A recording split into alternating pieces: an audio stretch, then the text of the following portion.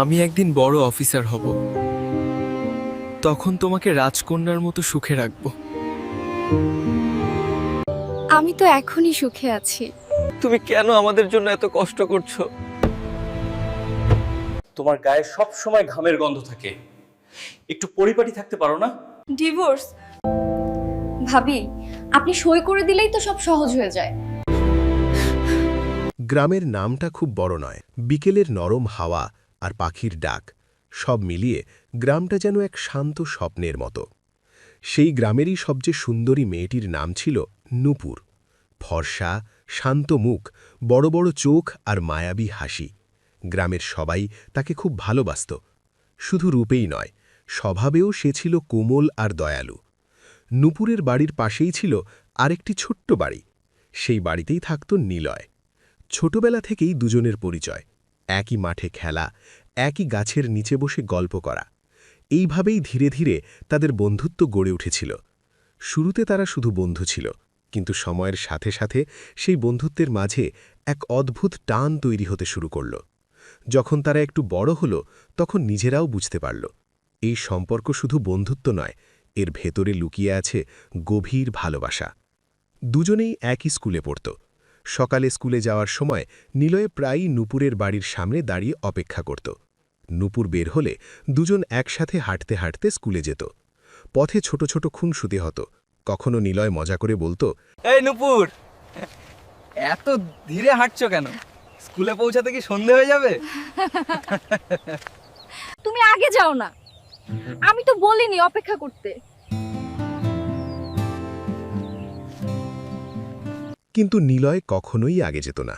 সে জানত নূপুরের সাথে হাঁটতে হাঁটতেই তার দিনটা সুন্দর হয়ে ওঠে। এভাবেই স্কুলের দিনগুলো কেটে গেল। তারপর তারা কলেজে উঠল। কলেজের দিনগুলোতে তাদের সম্পর্ক আরও গভীর হয়ে উঠল। দুজনেই একে অপরের স্বপ্ন, আশা আর ভবিষ্যতের কথা ভাগ করে নিত। নিলয়ের স্বপ্ন ছিল বড় কিছু হওয়ার। সে আমি বলতো, একদিন বড় অফিসার হব, তখন তোমাকে রাজকন্যার মতো সুখে রাখব। আমি তো এখনই সুখে আছি। তুমি পাশে থাকলেই আমার সব সুখ। কিন্তু সুখের সেই দিনগুলোর মাঝেই হঠাৎ নেমে এলো এক ভয়ঙ্কর ঝড়।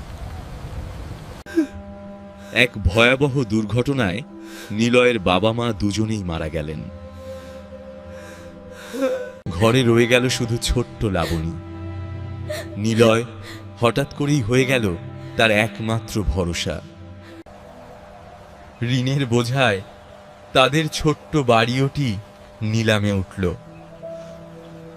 ছোট্ট লাবণী ক্ষুধায় কাঁদত, আর নিলয় অসহায় হয়ে শুধু তার দিকে তাকিয়ে থাকত। এই দৃশ্য নূপুর সহ্য করতে পারত না। সে নিজের বাড়ি থেকে গোপনে খাবার নিয়ে আসত। রাতের অন্ধকারে সবার চোখ এড়িয়ে সে নিলয় আর লাবণীর কাছে খাবার পৌঁছে দিত। নূপুর, তুমি কেন আমাদের জন্য এত কষ্ট করছো?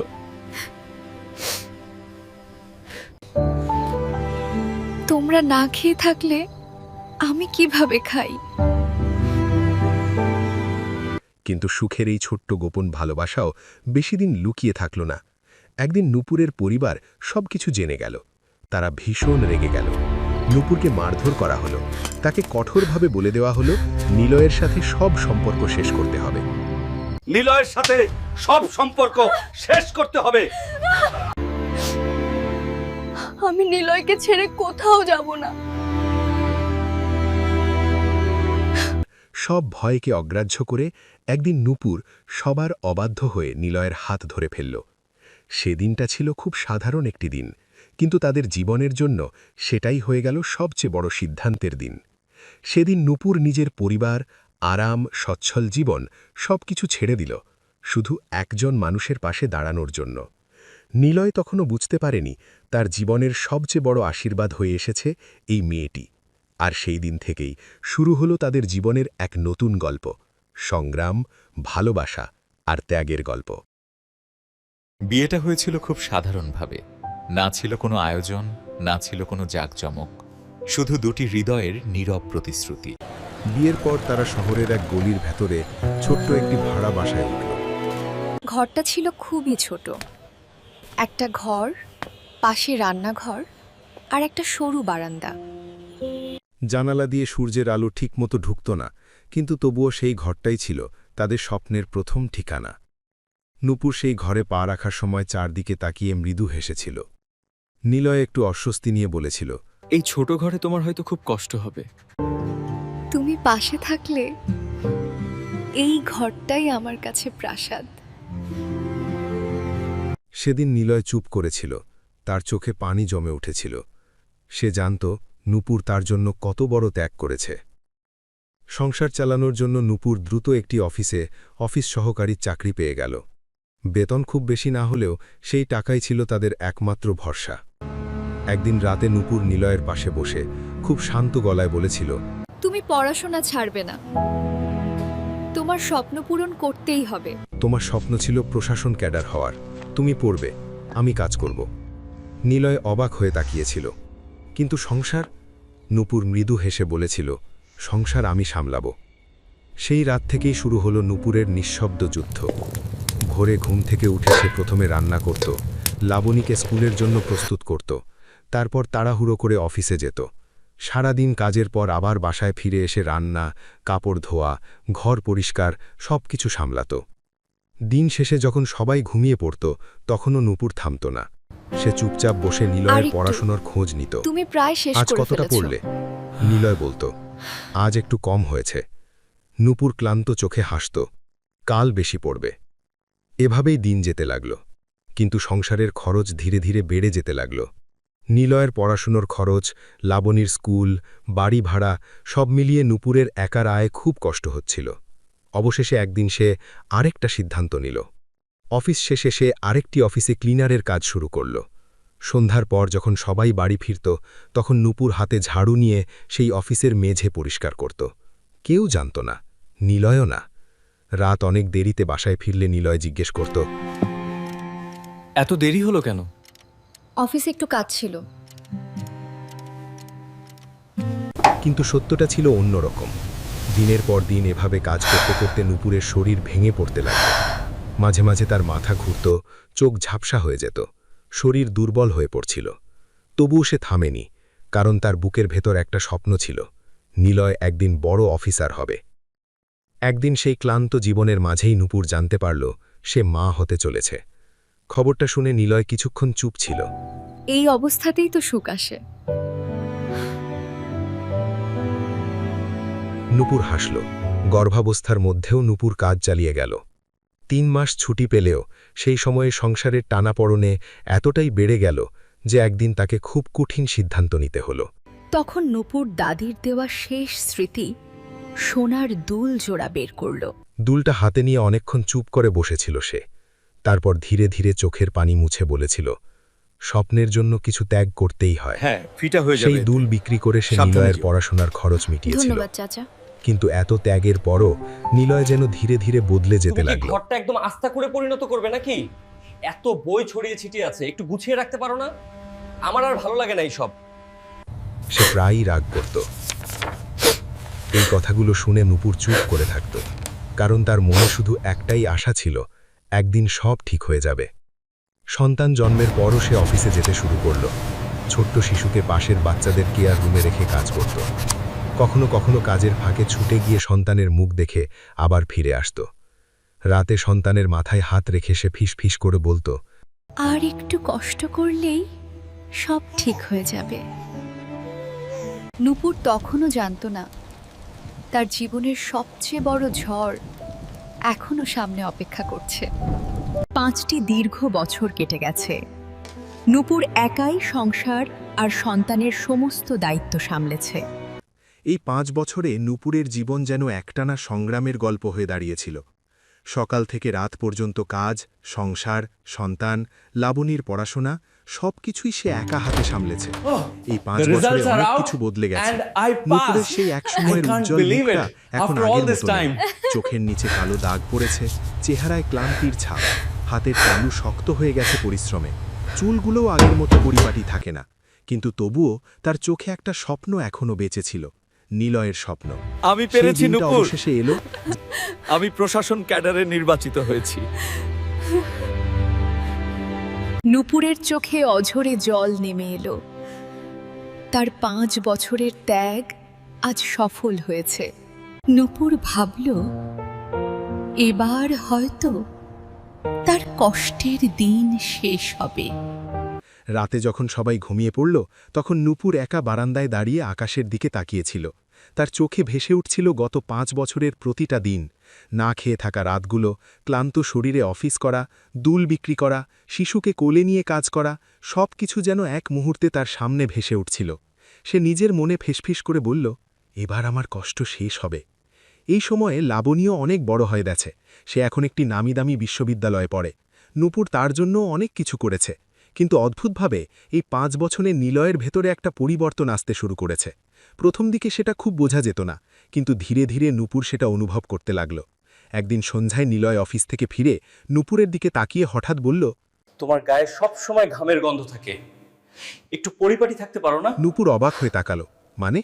নিলয় বিরক্ত হয়ে বলল, তোমাকে এখন খুব অগোছালো লাগে, আগের মতো সুন্দর নও তুমি। কথাটা শুনে নূপুর কিছুক্ষণ চুপ করে রইল।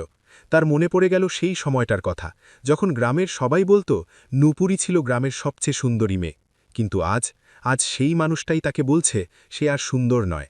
নূপুর মৃদু গলায় বলল, দিনভর কাজের মাঝে হয়তো নিজেকে গুছিয়ে রাখা হয় না। নিলয় আবার বলল, আর তোমার গায়ে ঘামের গন্ধও থাকে, পোশাকও অনেক সময় নোংরা থাকে। এই কথাগুলো যেন তীরের মতো বিজল নূপুরের হৃদয়। কিন্তু সে কিছু বলল না, কারণ তার মনে তখনও একটাই আশা, সব ঠিক হয়ে যাবে। লাবণীও একদিন হাসতে হাসতে বলেছিল, ভাবি, আপনার ড্রেস আপ সেন্সটা একদমই নেই। ভাই ঠিকই বলেছে ভাবি, তুমি এখন অনেক অগোছালো হয়ে গেছো। নূপুর শুধু মৃদু হাসল। তার বুকের ভেতরটা তখন কষ্টে ভরে উঠছিল, কিন্তু সে সেটা কাউকে বুঝতে দেয়নি। সেদিন রাতে ছেলেকে বুকে নিয়ে শুয়ে নূপুর অনেকক্ষণ ভাবছিল। সে নিজের চুলে হাত বুলিয়ে মনে মনে বলল, আর একটু অপেক্ষা, নিলয় কাজে যোগদান করুক, তারপর আমি চাকরি ছেড়ে দেব। তারপর সে নিজেই নিজের কাছে প্রতিজ্ঞা করল, আমি আবার নিজেকে গুছিয়ে নেব, আমি সুন্দর করে থাকব নিলয়ের জন্য।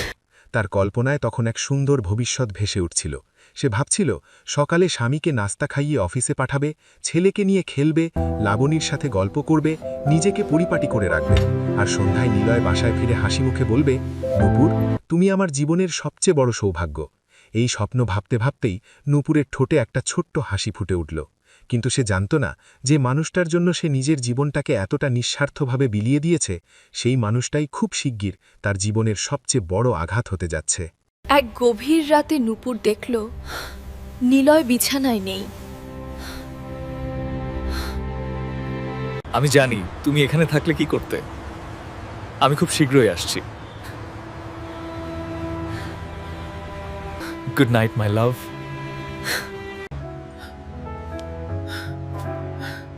নূপুরকে দেখে নিলয় দ্রুত ফোনটা পকেটে ঢুকিয়ে ফেলল। নূপুর ভাবল, আজ সে সত্যিটা জানবেই।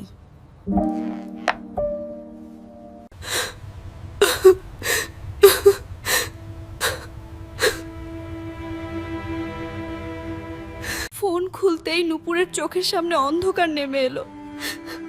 নিলয় অন্য এক নারীর সাথে সম্পর্ক করছে। মেসেজগুলোতে লেখা ছিল ভালোবাসার কথা, যা একসময় শুধু নূপুরের জন্যই ছিল।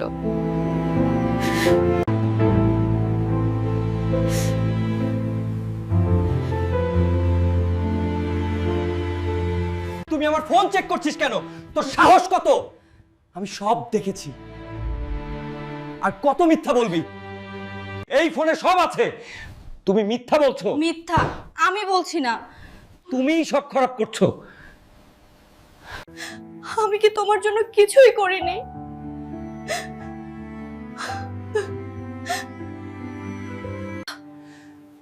তোমার মতো গ্রাম্য মেয়ের সাথে আমার আর চলে না।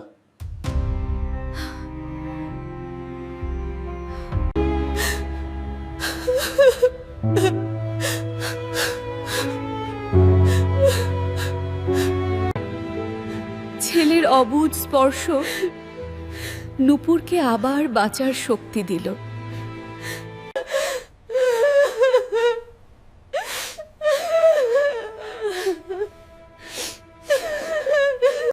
তখনও জানতো না এই বিশ্বাসভঙ্গই ছিল তার জীবনের সবচেয়ে বড় ঝড়ের শুরু।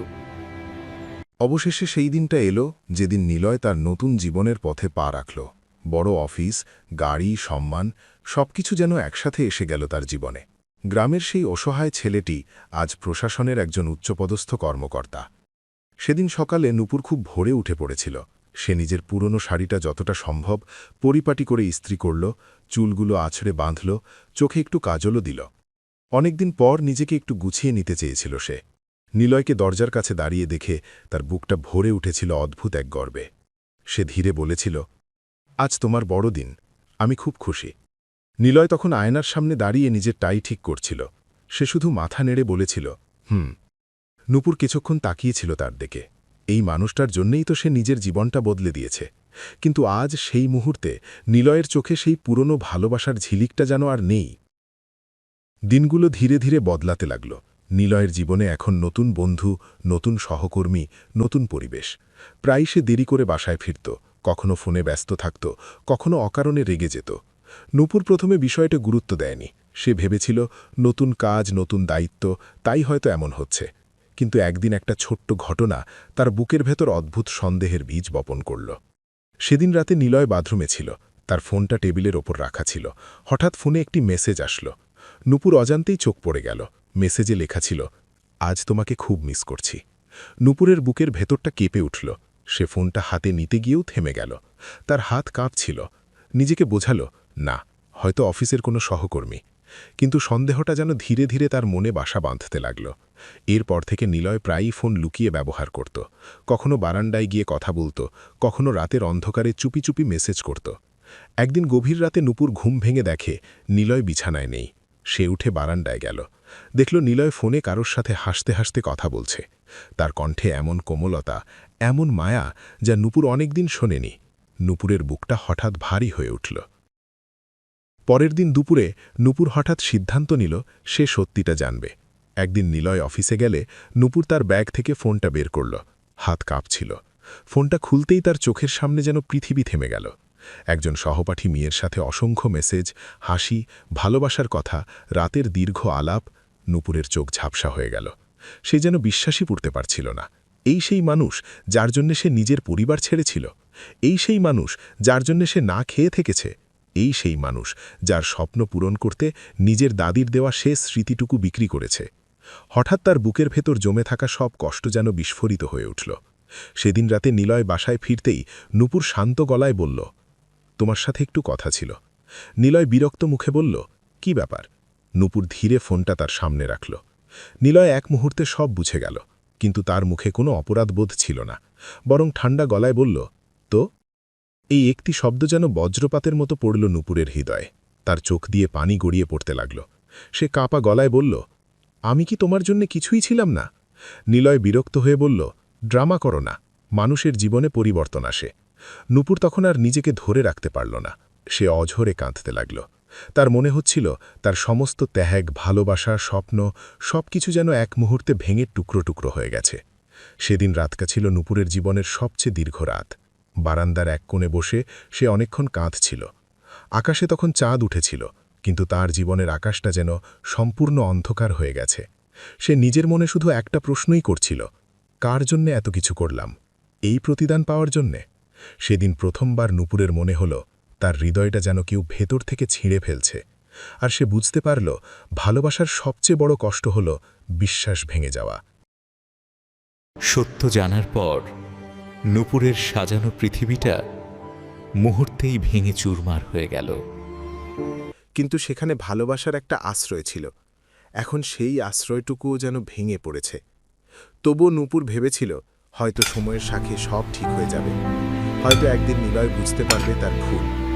এই আশাতেই সে আবার নিজেকে সামলে নিল। কিন্তু বাস্তবতা ছিল অনেক বেশি কঠিন। নিলয় এখন আর আগের মতো কথা বলতো না। প্রায়ই তার আচরণে বিরক্তি আর অহংকার ফুটে উঠত। যেন নূপুর তার জীবনের কোনো গুরুত্বপূর্ণ মানুষই নয়, বরং একটা বোঝা।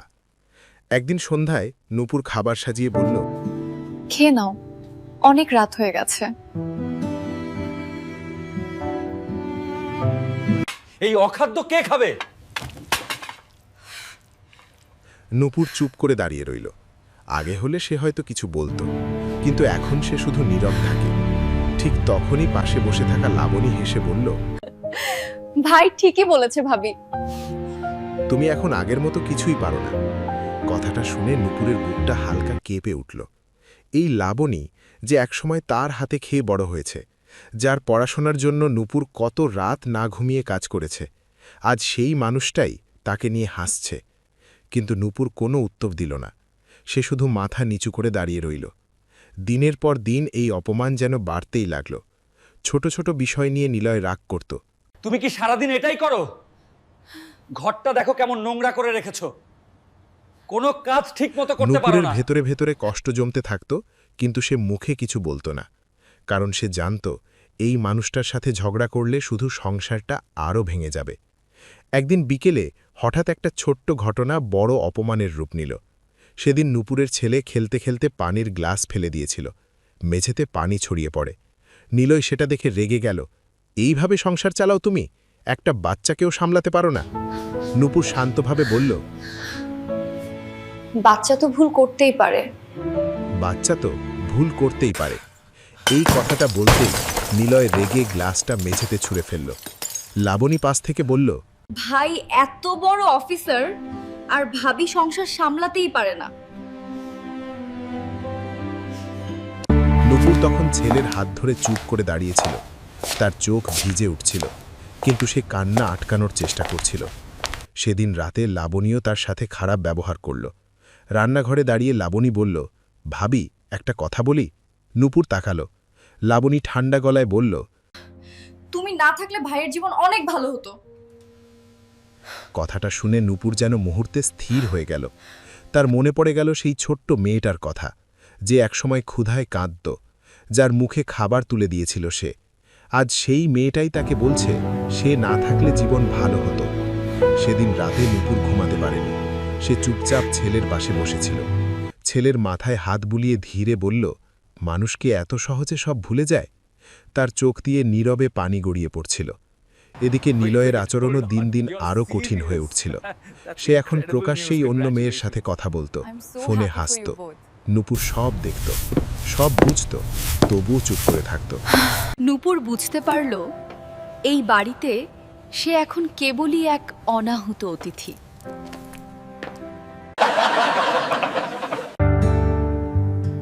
নূপুরের জীবনের সবচেয়ে বড় ঝড়টা যেন দরজায় কড়া নাড়ছিল।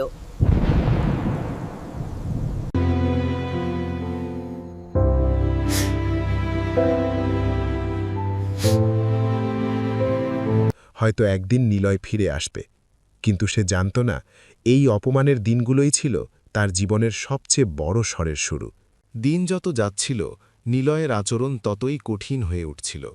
যে মানুষটা একসময় নূপুরের হাত ধরে বলেছিল, তোমাকে ছাড়া আমি কিছুই না, সেই মানুষটাই আজ যেন সম্পূর্ণ অপরিচিত হয়ে গেছে। বাড়ির ভেতর এখন প্রায় প্রতিদিনই ঝগড়া, অপমান আর তিরস্কারের শব্দ শোনা যেত। নূপুর অনেক চেষ্টা করত সবকিছু শান্তভাবে সামলাতে। সে ভাবত একদিন হয়তো সব ঠিক হয়ে যাবে, হয়তো নিলয় একদিন বুঝবে তার পাশে কে ছিল সব সময়। কিন্তু সেই দিন আর আসেনি। একদিন সন্ধ্যায় নিলয় বাসায় ফিরল খুব গম্ভীর মুখে। তার চোখে ছিল অদ্ভুত এক কঠোরতা। নূপুর তখন ছেলেকে নিয়ে বসেছিল। নিলয় টেবিলের ওপর একটা কাগজ রেখে বলল, এখানে সই করো। নূপুর অবাক হয়ে তাকালো, কি এটা? নিলয় ঠান্ডা গলায় বলল, কি এটা? Divorce paper. এক মুহূর্তে Divorce যেন paper? সময় থেমে গেল। নূপুর কিছুক্ষণ কাগজটার দিকে তাকিয়ে রইল। তার হাত কাঁপছিল। সে ধীরে বলল, ডিভোর্স। এই সংসার আমি আর চালাতে পারছি না। আমার জীবনে নতুন করে শুরু করার দরকার। নূপুরের চোখে পানি চলে এলো। সে কাঁপা গলায় বলল, আমি কি এতটাই বোঝা হয়ে গেছি তোমার কাছে? নিলয় কোনো উত্তর দিল না। লাবণী পাশ থেকে ঠান্ডা গলায় বলল, নূপুরের বুকের ভেতরটা মোচড় দিয়ে উঠল। যে লাবণীকে সে নিজের সন্তানের মতো আগলে রেখেছিল, সেই লাবণী আজ তার দিকে তাকিয়ে যেন সম্পূর্ণ অপরিচিত একজন মানুষ। নূপুর অনেকক্ষণ চুপ করে বসে রইল। তার সামনে ভেসে উঠছিল জীবনের সব স্মৃতি। গ্রামের সেই দিনগুলো, নিলয়ের দুঃসময়ে পাশে দাঁড়ানো, না খেয়ে থাকা রাত, দুল বিক্রি করা, ছেলেকে কোলে নিয়ে অফিস করা, সবকিছু যেন এক মুহূর্তে অর্থহীন হয়ে গেল। শেষ পর্যন্ত নূপুর কলমটা তুলে নিল। তার চোখ দিয়ে টপ টপ করে পানি পড়ছিল। সে শুধু একটা কথাই বলল, তোমার সুখ যদি এতেই হয় তবে আমি সই করে দিচ্ছি। কাগজে সই করার সাথে সাথে যেন তার জীবনের একটা বড় অধ্যায় শেষ হয়ে গেল। কয়েকদিন পর নিলয় নতুন এক মহিলাকে বিয়ে করে বাড়িতে নিয়ে এলো। নতুন বউয়ের আগমনে বাড়িতে নতুন সাজসজ্জা, নতুন পরিবেশ তৈরি হলো। কিন্তু সেই বাড়িতে নূপুরের আর কোনো জায়গা রইল না। একদিন সকালে নিলয় খুব সহজভাবে বলল, তুমি এখন এই বাড়ি ছেড়ে চলে যাও। নূপুর কিছুক্ষণ চুপ করে দাঁড়িয়েছিল। তার পাশে দাঁড়িয়েছিল তার ছোট্ট ছেলে। ছেলেটা কিছুই বুঝতে পারছিল না, সে শুধু মায়ের আঁচল ধরেছিল। নূপুর ধীরে ধীরে নিজের কিছু কাপড় গুছিয়ে নিল। এই বাড়িতে তার কত স্মৃতি, কত কষ্ট, কত ত্যাগ, কিন্তু আজ সেই বাড়ি থেকে তাকে বের হয়ে যেতে হচ্ছে একেবারে নিঃস্ব হয়ে। দরজার সামনে দাঁড়িয়ে সে একবার পেছনে তাকালো। তার চোখে তখন আর অভিযোগ ছিল না, শুধু এক গভীর ক্লান্তি। সে ছেলের হাত শক্ত করে ধরে দরজা পেরিয়ে বাইরে বেরিয়ে গেল। সেদিন আকাশে মেঘ জমেছিল, হালকা বাতাস বইছিল, কিন্তু নূপুরের জীবনের আকাশটা যেন সম্পূর্ণ অন্ধকার হয়ে গেছে। সে জানত না সামনে কি আছে, কোথায় যাবে, কিভাবে বাঁচবে। কিন্তু তার বুকের ভেতর একটা শক্তি তখনও বেঁচে ছিল। সে নিজের সন্তানের দিকে তাকিয়ে মনে মনে বলল, সব শেষ হয়নি, তোমার জন্য আমাকে বাঁচতেই হবে। আর সেদিন থেকেই শুরু হলো নূপুরের জীবনের নতুন অধ্যায়, একজন মায়ের একা লড়াইয়ের গল্প। নূপুর সেদিন যখন ছেলের হাত ধরে সেই বাড়ি থেকে বেরিয়ে এসেছিল, তখন তার কাছে পৃথিবীটা যেন একেবারে অচেনা হয়ে গিয়েছিল। কোথায় যাবে, কোথায় আশ্রয় নেবে, কিছুই জানত না। হাতে ছিল অল্প কিছু টাকা, আর বুকের ভেতর ছিল শুধু একটা শক্ত প্রতিজ্ঞা, তার সন্তানকে বাঁচাতে হবে, মানুষ করতে হবে। শহরের এক ছোট্ট গলির মধ্যে একটি ভাঙা ঘরে সে ভাড়া উঠল। ঘরটা খুব ছোট ছিল, দেয়ালে স্যাঁতস্যাঁতে দাগ, ছাদে ফাটল, বৃষ্টি হলে পানি পড়ত। তবুও সেই ঘরটাই হয়ে উঠল নূপুর আর তার সন্তানের নতুন পৃথিবী। নূপুর আবার কাজ খুঁজতে শুরু করল। আগের অফিসে আর যাওয়ার সুযোগ ছিল না। অনেক ঘুরে অবশেষে সে একটি ছোট অফিসে কাজ পেল। বেতন খুব কম ছিল, কিন্তু সেই টাকাতেই ধীরে ধীরে আবার জীবনকে গুছিয়ে নিতে লাগল সে। সকালে ছেলেকে নিয়ে বের হতো, তাকে পাশের একটি ছোট স্কুলে ভর্তি করাল। নিজের খাওয়া কমিয়ে হলেও ছেলের পড়াশোনায় কখনো কমতি রাখেনি। রাতের পর রাত জেগে সে ছেলের পড়া দেখত, তাকে গল্প শুনিয়ে ঘুম পাড়াত। বছরের পর বছর এভাবেই কেটে গেল। এদিকে নিলয়ের জীবনে শুরু হল অন্যরকম গল্প। নতুন স্ত্রী প্রথমে খুব মিষ্টি ব্যবহার করলেও ধীরে ধীরে তার আসল রূপ প্রকাশ পেতে লাগল। সংসারে অশান্তি বাড়তে লাগল। নিলয় বুঝতে পারল, যে শান্তি সে ভেবেছিল নতুন জীবনে পাবে, তা আসলে শুধু একটা মরীচিকা। লাবণীর জীবনও ধীরে ধীরে বদলে গেল। একসময় যে লাবণী বড় বড় স্বপ্ন দেখত, আজ তার জীবন অনেক কঠিন হয়ে উঠেছে। নিলয়ের নতুন স্ত্রী তাকে একেবারেই সহ্য করতে পারত না। ছোট ছোট বিষয় নিয়ে তাকে অপমান করত, কটু কথা বলত। একদিন তুচ্ছ কারণে বাড়ি থেকে তাকে বের করে দেওয়া হলো। লাবণী তখন বিয়ে করে ফেলেছিল, কিন্তু ভাগ্য তার প্রতি খুব একটা সদয় ছিল না। কয়েক বছরের মধ্যেই তার স্বামী অসুস্থ হয়ে মারা গেল। দুটি ছোট সন্তানকে নিয়ে সে একেবারে অসহায় হয়ে পড়ল। জীবন বাঁচানোর জন্য অবশেষে তাকে একটি অফিসে পিয়নের চাকরি নিতে হল। সকাল থেকে সন্ধে পর্যন্ত কাজ করে সে কোনোভাবে সন্তানদের নিয়ে বেঁচে থাকত। কখনো কখনো ক্লান্ত হয়ে বসে থাকলে তার চোখের সামনে ভেসে উঠত সেই পুরনো দিনগুলো। সে মনে করত, একটা মেয়ে ছিল যে তাকে নিজের বোনের মতো আগলে রেখেছিল, যে তার জন্য খাবার জোগাড় করেছিল, যে তার পড়াশোনার খরচ চালিয়েছিল। সেই মেয়েটার নাম ছিল নূপুর। একদিন অফিস থেকে ফেরার পথে লাবণী রাস্তার পাশে বসে অনেকক্ষণ চুপ করেছিল। তার চোখে পানি চলে এসেছিল। সে মনে মনে বলল, আমি কত বড় ভুল করেছি, ভাবিকে কত কষ্ট দিয়েছি। আজ সে বুঝতে পারছে কত বড় মানুষ ছিল নূপুর। কিন্তু জীবনের কিছু ভুল থাকে, যেগুলোর জন্য ক্ষমা চাওয়ার সুযোগও অনেক সময় আর পাওয়া যায় না। এদিকে নিলয়ের জীবনও ধীরে ধীরে ভেঙে পড়তে শুরু করল। অহংকার, ভুল সিদ্ধান্ত আর স্বার্থপরতার কারণে তার চারপাশের মানুষগুলো এক একে দূরে সরে যেতে লাগল। যে মানুষটা একসময় নিজের সাফল্যে খুব গর্ব করত, আজ তার জীবনটা যেন ধীরে ধীরে শূন্য হয়ে উঠছে। কিন্তু সে তখনও বুঝতে পারেনি কাকে হারিয়ে সে আসলে নিজের জীবনের সবচেয়ে বড় আশ্রয়টাই হারিয়েছে। সময় ধীরে ধীরে এগিয়ে যাচ্ছিল। সময় এক অদ্ভুত জাদুকর। এটি যেমন ক্ষত শুকিয়ে দেয়, তেমনি অনেক সময় পুরনো ক্ষতকে নতুন করে খুঁচিয়েও তোলে। নূপুরের জীবনেও ঠিক তেমনটাই ঘটেছে। আজ থেকে ২০ বছর আগেই যে নূপুর এক কাপড়ে কোলের সন্তানকে নিয়ে ঘর থেকে বেরিয়ে এসেছিল, সেই নূপুর আজ এক শান্ত ও সফল জীবনের মালিক। তার ছেলে রবি এখন শহরের নামকরা সরকারি হাসপাতালের একজন তরুণ ও মেধাবী ডাক্তার। রবির প্রতিটি সাফল্যের পেছনে রয়েছে নূপুরের ঘাম, চোখের জল আর হাড় ভাঙা খাটুনির ইতিহাস। নূপুর কখনো রবিকে তার বাবার পরিচয় দেয়নি, কারণ যে পরিচয় ঘৃণা আর বিশ্বাসঘাতকতায় ভরা, তা দিয়ে সন্তানের ভবিষ্যৎ কলুষিত করতে চায়নি সে। হাসপাতালের করিডর দিয়ে নূপুর যখন ধীর পায়ে এগোচ্ছিল, তার মনে এক অদ্ভুত অস্থিরতা কাজ করছিল। রবি ফোন করে বলেছে এক অজ্ঞাত পরিচয় বৃদ্ধকে কেউ রাস্তার ধারে মুমূর্ষ অবস্থায় ফেলে গেছে, যার অবস্থা আশঙ্কাজনক। রবি তার পরম মমতায় লোকটির চিকিৎসা করছে। নূপুর যখন আইসিইউ এর কাঁচেনে দরজার সামনে দাঁড়াল, তার বুকের ভেতরটা হঠাৎ হাহাকার করে উঠল। ভেতরে শ্বেত শুভ্য বিছানায় শুয়ে থাকা কঙ্কালসার মানুষটি কি সত্যিই সেই নিলয়, যে নিলয়ের এক চিলতে হাসির জন্য নূপুর নিজের জীবন বিলিয়ে দিয়েছিল? নূপুর ভেতরে ঢুকল। রবির নির্দেশে নার্সরা তখন লোকটিকে অক্সিজেন দিচ্ছে। নিলয় ধীরে ধীরে চোখ খুলল। তার ঝাপসা দৃষ্টি যখন নূপুরের ওপর পড়ল, মুহূর্তের জন্য সময় যেন থমকে গেল। নিলয় চিনতে পারল, এই সেই নূপুর যাকে সে অশিক্ষিত আর কদর্য বলে ঘর থেকে বের করে দিয়েছিল। নিলয়ের ঠোঁট কাঁপতে লাগল। সে অতি কষ্টে হাত বাড়িয়ে নূপুরের শাড়ির আঁচল ধরতে চাইল।